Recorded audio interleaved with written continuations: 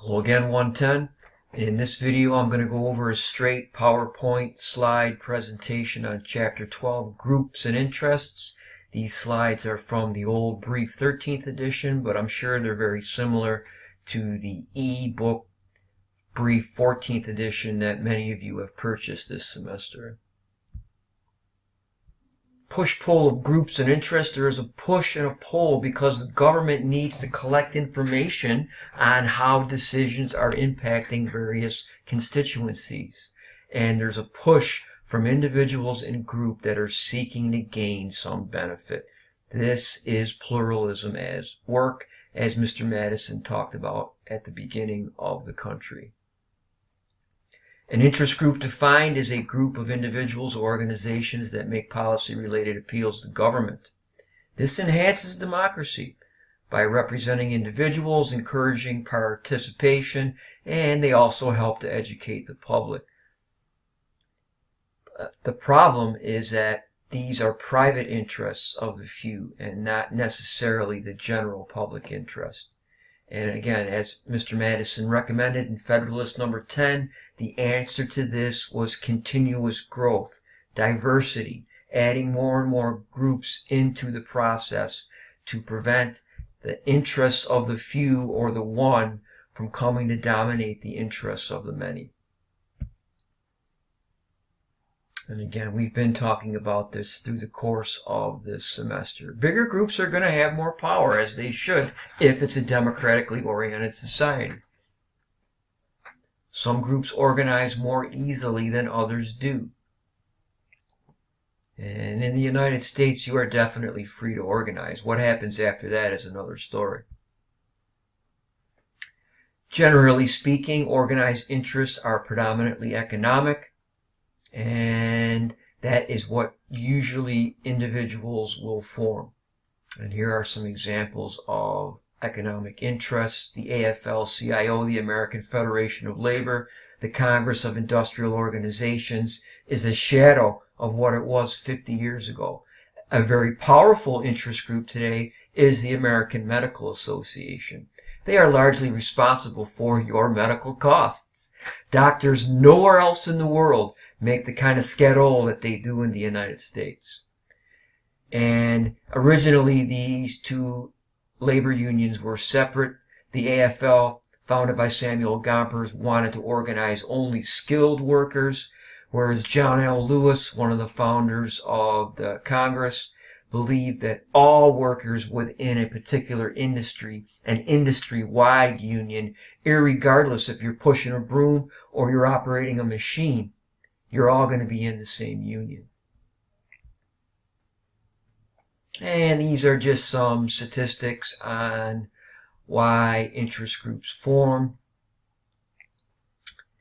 Economic role of the individual, you've got managerial, there's professional or technical interest groups. There's all kinds of student or teacher or faculty associations across the United States. There's farm workers organizations. And there are retired people. The AARP is a very, very powerful lobby in Washington. Anyone over the age of 55 is eligible to join the AARP.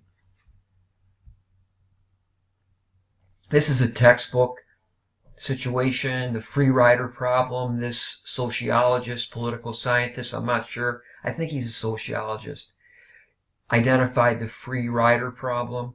And we talked about this earlier in the semester with the idea of draining the swamp. Some of you might remember that test question. Even though 2 or 3 or 4 families push to get the swamp drained and 2 or 3 or 4 other families didn't even get involved in it, if the swamp gets drained, they all benefit, even though the participation of all individuals maybe was not present.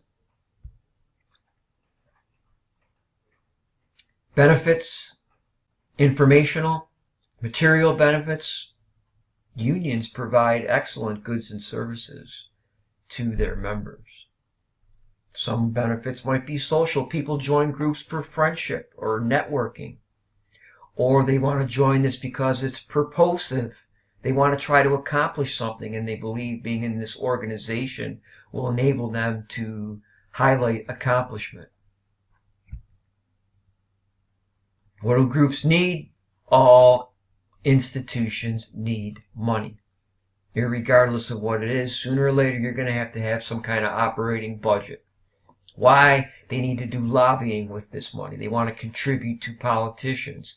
They want to contribute to bureaucratic organizations that are promoting voter education. Groups with access and organizational discipline are usually more successful. As mentioned, the AARP is powerful because there's so many people. The United States becomes an older society more and more every year now. It's aging population. The population growth of the United States is almost static at present time. And it has a lot of active voters. And politicians pay attention to this because they get involved. They go to the polls. They register. They vote. And they vote in high numbers. So this is a big reason why G.W. Bush earlier in this century was successful in convincing the Congress to push through the biggest entitlement program in history. The pharmaceutical drug bill passed in 2005 or 6, if I remember correctly. And that was the biggest expansion since the 1960s of entitlement to the cost of the taxpayer. Prescription drugs for seniors are very inexpensive because of that bill.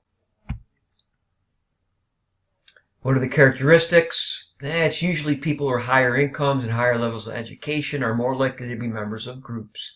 Thus, there is an upper class bias in an interest group system, and the lower rungs of the socio-economic ladder are represented by groups and parties that do a better job of representing these interests. It's usually done by government. All groups are reflective of the Zeitgeist, or the spirit of the times. And usually when there's economic upheaval, like in the 1890s, when you had a huge socialist movement develop under Eugene V. Debs, you had the populist movement develop, seeking to regulate railroads, and the so-called robber barons and the industrialists and the huge amount of power they had in society.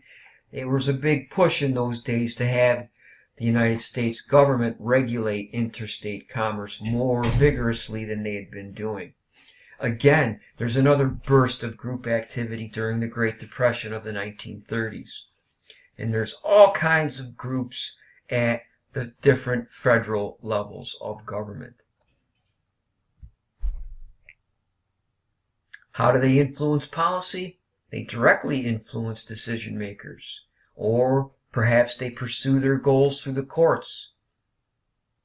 Outsider strategies, they try to educate the public, as the executive does by going public using media. Interest groups use media as well to try to educate the public and to get them to contribute to political candidates that they think support their causes. Many groups use both of these strategies.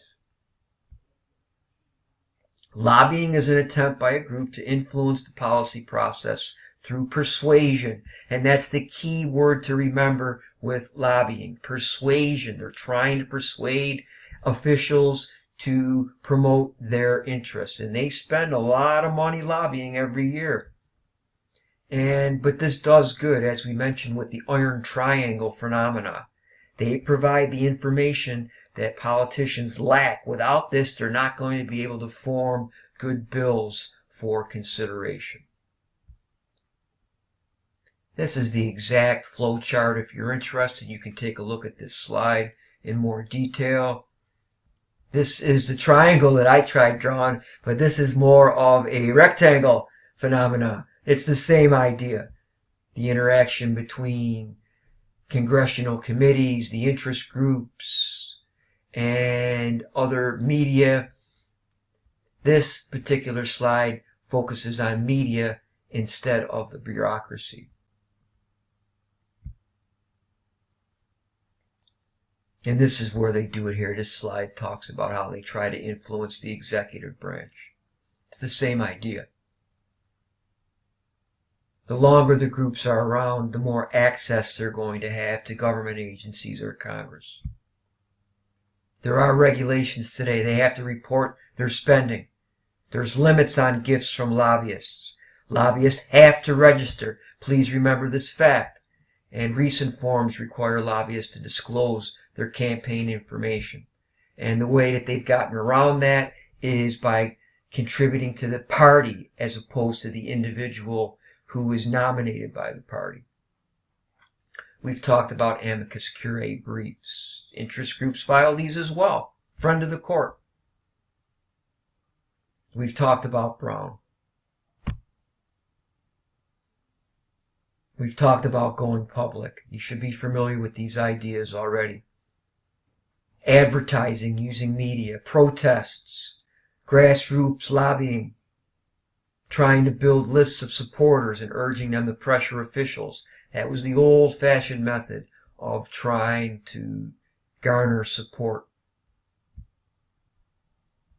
PACs in 2008, this is a dated statistic now, I'm sure it's higher than that, they contributed $413 billion to political candidates.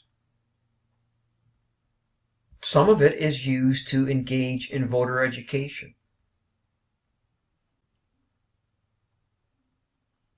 Labor unions historically supported the Democratic Party. That's not necessarily the case anymore.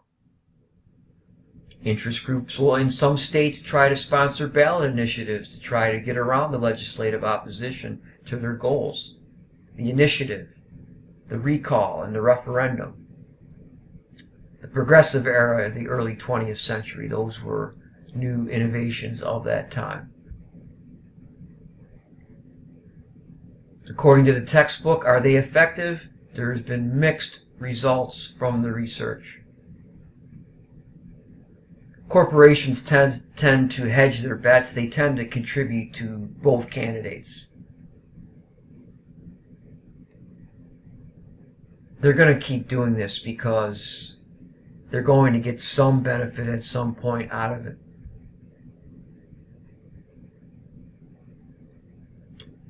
And the textbook, the new edition especially, goes into great deal of detail documenting that this is not as widespread as urban myth might lead you to believe. There's not a lot of direct bribery going on because other members of the Congress are not going to want to work with these people on the take. Sooner or later, they're going to be caught. This is going to come out, and they're not going to be associated with these individuals. C is the answer. And that's it for Chapter 12.